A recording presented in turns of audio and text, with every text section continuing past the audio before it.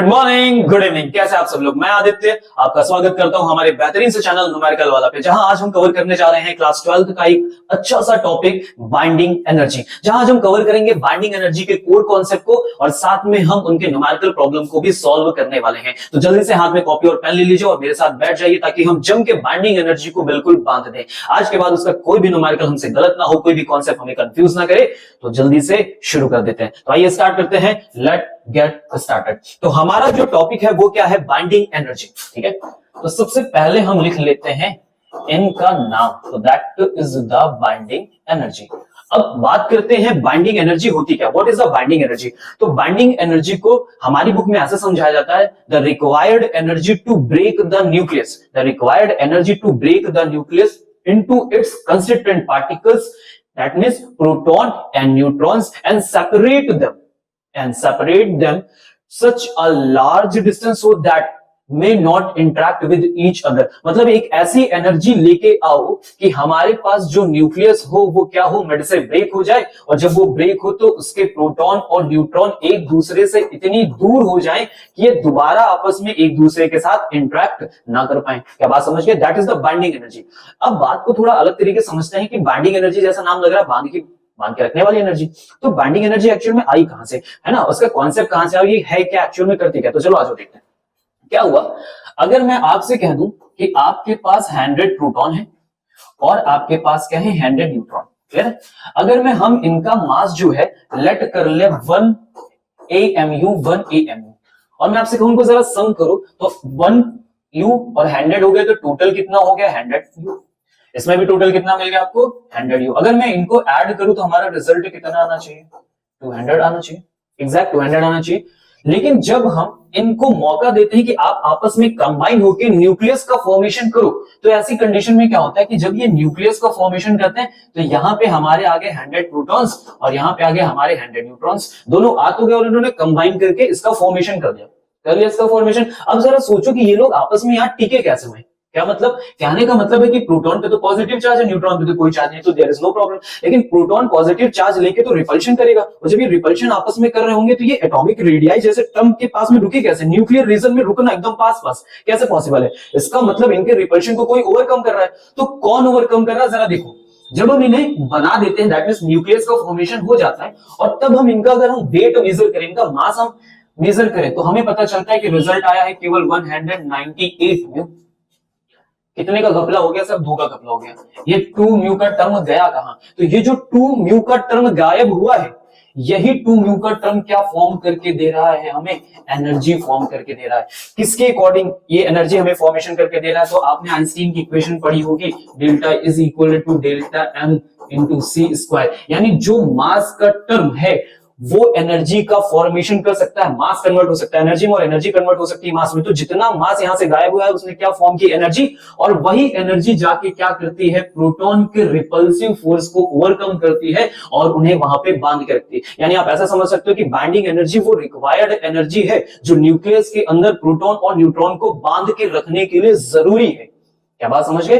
तो जो डेफिनेशन कहती है वो वही बात हो गई। अगर किसी चीज को हमें ब्रेक करना है तो ब्रेक करने के लिए कितनी ताकत लगानी पड़ेगी, उतनी ही ताकत लगानी पड़ेगी जितना वो मजबूत होगा। तो बाइंडिंग एनर्जी वो एनर्जी है जिससे उसने बांध के रखा है। अब अगर मुझे न्यूक्लियस को ब्रेक करना है तो कितनी एनर्जी रिक्वायर्ड होगी, जितनी एनर्जी से वो चीज बंधी होगी। क्या बात समझ गए? तो दोनों डेफिनेशन क्लियर हो गई। ओके, अब हम आते हैं कि बाइंडिंग एनर्जी कैलकुलेट कैसे की जाती है। बाइंडिंग एनर्जी हमें समझ में तो आ गई कि बाइंडिंग एनर्जी का टर्म क्या होता है, अब इसका कैलकुलेशन कैसे होता है जरा समझो। तो मैंने क्या बोला, अगर आपको एनर्जी कैलकुलेट करनी है तो आप पता करो कि मेरा मास कितना गायब हुआ है, कितना कन्वर्ट हुआ है, और उसे मल्टीप्लाई कर दो सी स्क्वायर से। इस इक्वेशन की हेल्प से हम बाइंडिंग एनर्जी को फाइंड आउट कर सकते हैं। तो पहला हमारा टारगेट है कि what is the delta M. तो delta M is known as the mass defect, कि कितना मास डिफेक्ट हो गया, that is the delta M. Clear हो गया? अब इस मास डिफेक्ट को हम कैलकुलेट कैसे करते हैं, तो जल्दी से लिख लेते हैं इसका फॉर्मूला। मास डिफेक्ट कैसे कैलकुलेट किया था, तो ध्यान से देखो। पहले हमारे पास रिजल्ट कितना आता है, 200। ये 200 रिजल्ट बना कैसे, मास ऑफ प्रोटॉन और मास ऑफ न्यूट्रॉन से। और फिर अभी रिजल्ट कितना हमने यहाँ पे देखा, 198। अगर मुझे दोनों के बीच में मास डिफेक्ट पता करना है तो 200 से 198 हम माइनस कर दे और रिजल्ट कितना आ जाए, 2। इसका मतलब क्या हुआ कि अगर मैं यहाँ पे ऐड करना शुरू कर दूं मास of proton plus mass of neutron, और इससे मैं माइनस कर दूं मास ऑफ न्यूक्लियस को, तो हमारा जो रिजल्ट है वो क्या डेल्टा एम दे देगा। अब इसको जरा देखो कि बुक में रिप्रेजेंट कैसे किया जाता है, जब हम इसे पढ़ते हैं तो ये बुक में दिखाई कैसे देता है, तो समझना। मास ऑफ प्रोटॉन, तो हमने ले लिया एक मास ऑफ प्रोटॉन और कितने नंबर्स होंगे उससे मल्टीप्लाई करेंगे। तो मास ऑफ प्रोटॉन को रिप्रेजेंट करने के लिए जो उनके नंबर्स होते हैं उसे हम z से रिप्रेजेंट करते हैं, फिर लिखा हमने प्लस। अब मास ऑफ न्यूट्रॉन, तो हमने एक न्यूट्रॉन का मास लिखा है यहाँ पे, और अब इसे हम मल्टीप्लाई करेंगे इनके नंबर्स से, तो इनका नंबर हम कैसे फाइंड आउट करते हैं, तो क्या होता है जितना टोटल एटॉमिक मास नंबर होता है हमारे पास, जो मास नंबर होता है उससे हम क्या करते हैं एटॉमिक नंबर को माइनस कर दे, that means a minus z कर दे, तो मास ऑफ प्रोटॉन आ जाएंगे, सॉरी न्यूट्रॉन आ जाएंगे। फिर मास ऑफ न्यूक्लियस लिख लेते हैं, तो ये हो गया हमारा मास ऑफ न्यूक्लियस। क्या बात समझ गए, जैसे सब्ट्रैक्ट करोगे तो डेल्टा एम तक पहुंचोगे। क्या बात सबको समझ में आ गई, ओके। अब डेल्टा एम का कैलकुलेशन करने के लिए भी हमारे पास दो तरह के फॉर्मूले, कैसे कैसे फॉर्मूले जरा ध्यान से सुनिएगा। अगर मुझे डेल्टा एम की वैल्यू AMU में प्रोवाइड की गई है, दैट मींस म्यू में प्रोवाइड की गई है, तो ऐसी कंडीशन में जब आप एनर्जी कैलकुलेट करेंगे तो डेल्टा एम को मल्टीप्लाई करेंगे 931 मिलियन इलेक्ट्रॉन वोल्ट से, क्योंकि एक म्यू की वैल्यू 931 मेगा इलेक्ट्रॉन वोल्ट होती है, मिलियन इलेक्ट्रॉन वोल्ट की, जैसे मल्टीप्लाई करोगे तो ये रिजल्ट मिलेगा। अगली कंडीशन में अगर मान लो हमें डेल्टा एम का जो रिजल्ट है वो मिल जाता है केजी में, तो ऐसी कंडीशन में आप एनर्जी निकालोगे डेल्टा एम में सी स्क्वायर को मल्टीप्लाई करके। क्या बात समझ गए, दोनों में डिफरेंस क्लियर हुआ। अगर इसमें मास मिल रहा है तो 931, और अगर केजी में मास मिल रहा है तो सी स्क्वायर से मल्टीप्लाई कर देंगे और हमारा आंसर आ जाएगा। क्या बात हमको समझ में आ गई, फॉर्मूला क्लियर हो गया, कॉन्सेप्ट क्लियर हो गया, क्या है बाइंडिंग एनर्जी। ओके, तो आइए जल्दी से देखते हैं दो क्वेश्चंस ताकि हमें अच्छे से क्लैरिटी हो जाए। तो हमारे सामने क्वेश्चन लिखा हुआ है पहला, calculate the binding energy of an alpha particle in million electron volt. आपको अल्फा पार्टिकल की बाइंडिंग एनर्जी फाइंड आउट करनी है। हमें मास ऑफ प्रोटॉन प्रोवाइड किया गया है, मास ऑफ न्यूक्लियस प्रोवाइड किया गया है, मास ऑफ न्यूट्रॉन प्रोवाइड किया गया है, और 1 AMU की हमें वैल्यू भी गिवन की गई है। ओके, तो चलो बात को समझते हैं, कैसे पता करेंगे व्हाट इज द, पहले तो बात कर लो what is the alpha particle, क्या होता है अल्फा पार्टिकल। तो हीलियम न्यूक्लियस से अगर हम क्या करें, दो इलेक्ट्रॉन को बाहर कर लें, ठीक है, जैसे दो इलेक्ट्रॉन्स हम वहां से आउट करते बाहर करते तो उसमें नेट चार्ज कितना आ जाता है, पॉजिटिव 2। तो पॉजिटिव 2 का जो चार्ज बचा हुआ है वो क्या कहलाएगा, हमारा अल्फा पार्टिकल कहलाएगा। तो अल्फा पार्टिकल में कितने प्रोटॉन और कितने न्यूट्रॉन, हमारे लिए पहले तो ये इंपॉर्टेंट बात होगी। तो इसमें कितने प्रोटॉन हो जाएंगे, 2 प्रोटॉन हो जाएंगे और 2 न्यूट्रॉन हो जाएंगे। क्या सबको बात समझ में आ गई, क्लियर है। अब हमें पहला फाइंड आउट क्या करना है, डेल्टा एम की वैल्यू को फाइंड आउट करना है। तो चलिए कैलकुलेशन करते हैं। तो सबसे पहले हम यहाँ पे कैलकुलेट कर लेते हैं मास ऑफ प्रोटॉन को कैलकुलेट कर लेते हैं। तो मास ऑफ प्रोटॉन 2 इंटू, अब मास ऑफ प्रोटॉन कितना गिवन किया गया है, तो लिखते हैं 1.00785 AMU और रिजल्ट आ गया 2.015650 AMU। इसके बाद हमें कैलकुलेशन किसका करना है, मास ऑफ न्यूट्रॉन का करना है। तो मास ऑफ न्यूट्रॉन कितना, 2 इंटू न्यूट्रॉन कहा गया हमारे पास, ये लिखा हुआ है 1.0086665 AMU। तो ये रिजल्ट आ गया 2.01733। क्या बात समझ में आई। इसके बाद हम क्या करते हैं, इन दोनों का सम कर देते हैं, इन दोनों को हम आपस में क्या कर देते हैं, ऐड कर देते हैं। तो जब हम इन्हें ऐड करेंगे तो हमारा कितना रिजल्ट आना चाहिए, वो इंपॉर्टेंट बात है। तो हमने ये दोनों चीजों को लिख लिया,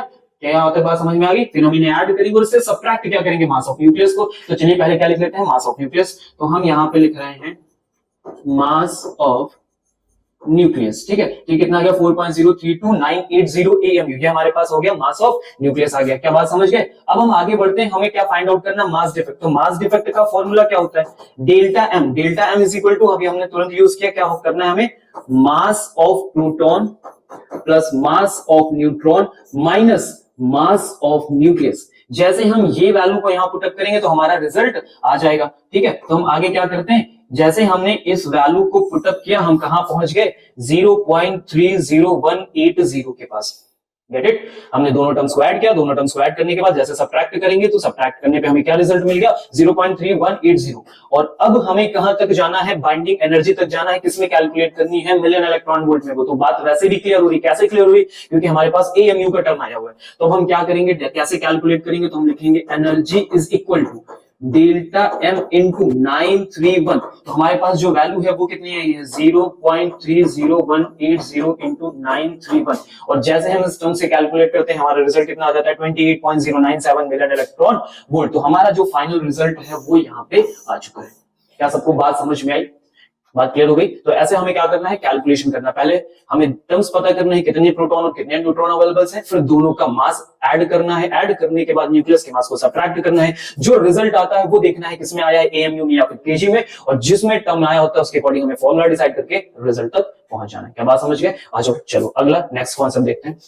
तो अगले कॉन्सेप्ट में देखो क्या लिखा हुआ है, calculate the binding energy per nucleon for a carbon nucleus. इस बार बाइंडिंग एनर्जी तो मांगा है, लेकिन बाइंडिंग एनर्जी में कहानी ऐड कर दी है, क्या? Binding energy per nucleon. अब what is the binding energy per nucleon, तो चलो समझो। बाइंडिंग एनर्जी तो आप जानते हो, ये न्यूक्लियॉन्स क्या होते हैं? तो न्यूक्लियॉन्स बोला जाता है जो न्यूक्लियस के अंदर पार्टिकल प्रेजेंट होते हैं, कौन? प्रोटॉन और न्यूट्रॉन को। तो उन्हें कंबाइंड फॉर्म में हम क्या बोलते हैं? न्यूक्लियॉन्स बोलते हैं। तो जब हम पूरी बाइंडिंग एनर्जी को उनके नंबर से डिवाइड कर देंगे तो वो क्या बन जाएगा? Binding energy per nucleon. चलो आ जाओ जल्दी से इसका भी कैलकुलेशन कर लेते हैं। तो क्या लिखा? बाइंडिंग एनर्जी हमें कैलकुलेट करनी है। एटॉमिक मास दे दिया गया है, मास ऑफ प्रोटॉन, और सारी चीजें हमें गिवन की गई है। क्या बात सबको समझ में आ रही है? तो चलिए कैलकुलेशन करें। तो देखते हैं फॉर्मूला क्या होगा, पहले से ही जानते हो। तो सबसे पहला हमारा टारगेट होता है डेल्टा एम का कैलकुलेशन करना। कैसे करेंगे डेल्टा एम का कैलकुलेशन? तो आपको पता है कि हमें क्या क्या चीजें मल्टीप्लाई करनी है। तो हमें लिखना है मास ऑफ प्रोटॉन, फिर लिखना है मास ऑफ न्यूट्रॉन, फिर माइनस कर देना है मास ऑफ न्यूक्लियस को। क्या बात समझ गए? चलो अब आगे बढ़ते हैं। तो आगे का कैलकुलेशन कैसे होगा, ध्यान से देखो। ये लिखा हुआ है हमारे पास कार्बन। कार्बन में कितने हमारे पास प्रोटॉन है? तो दैट इज द 6, जो उसका एटॉमिक नंबर होता है वही प्रोटॉन होते हैं। अब क्या करें? 12 से 6 को माइनस कर दे तो कितना रिजल्ट बचेगा? 6, और वो नंबर किसके हो गए? न्यूट्रॉन के। मतलब दोनों के नंबर्स आपस में क्या है? इक्वल है। तो बात को समझ जाते हैं। तो ये हो गया 6 मास of proton plus 6 mass of neutron. क्या बात समझ गए? उनके नंबर से हमने क्या कर लिया? मल्टीप्लाई कर दिया, दैट इज द माइनस, और फिर मास ऑफ न्यूक्लियस हम क्या करेंगे? यहां लिख लेंगे। ओके चलो जरा 6 को कॉमन कर लो, तो अंदर हम वैल्यूज को पुटअप कर देते हैं। तो पहला वैल्यू मास ऑफ प्रोटॉन कितना लिखा हुआ है? 1.007825।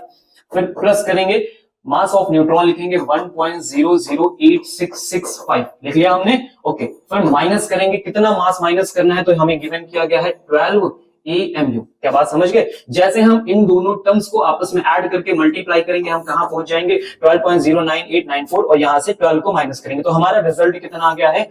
तो that is the delta M. Delta M is equal to 0.09894। पहुंच गए यहां तक। अब आपको क्या करना? बाइंडिंग एनर्जी तक जाना। तो बाइंडिंग एनर्जी कैसे कैलकुलेट होती है? तो डेल्टा एम के टर्म को मल्टीप्लाई करना होता है। तो ये लिखा हमने डेल्टा एम, किससे मल्टीप्लाई करोगे? तो ध्यान से देखो यहाँ क्या लिखा है? AMU। तो AMU को कन्वर्ट करने में करना है एनर्जी में, तो किससे मल्टीप्लाई करेंगे? 931 से। तो हमने ये मल्टीप्लाई कर दिया है यहाँ पे 931 मिलियन इलेक्ट्रॉन वोल्ट से।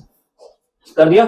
कोई प्रॉब्लम? समझ में आया? ओके अब अगले टर्म में उसने हमसे पूछा क्या? वो तो हमसे एनर्जी मांगी नहीं रहा, हमसे मांग रहा है बाइंडिंग एनर्जी पर न्यूक्लियन। तो पर न्यूक्लियन का मतलब क्या? टोटल नंबर ऑफ न्यूक्लियन से डिवाइड करो। तो ये लिखा हमने binding energy per nucleon divided by A is the mass number, तो डिवाइड कर देते हैं। ओके डेल्टा एम की वैल्यू को पुट अप करते हैं, तो लिखा है 0.09894 एंड मल्टीप्लाई बाई 931, और डिवाइड करेंगे तो कितने टोटल मास नंबर है? तो ये लिखा हुआ है सर मास नंबर, पहचानना आता है सबको? That is the 12। तो हमने क्या किया? 12 से डिवाइड कर दिया। जैसे करेंगे तो कितना आएगा? 7.68 million electron volt. This is our answer. क्या सबको बात समझ में आई? तो ऐसे करके हमें कैलकुलेशन करना है। जो भी चीजें पूछी जाती हैं उसमें आप पहले क्लैरिटीज को ढूंढो कि करते क्या है। ऐसा नहीं कि कोई भी न्यूमेरिकल आया शुरू हो गया फिर ये क्या फिर ये क्या, ऐसा नहीं।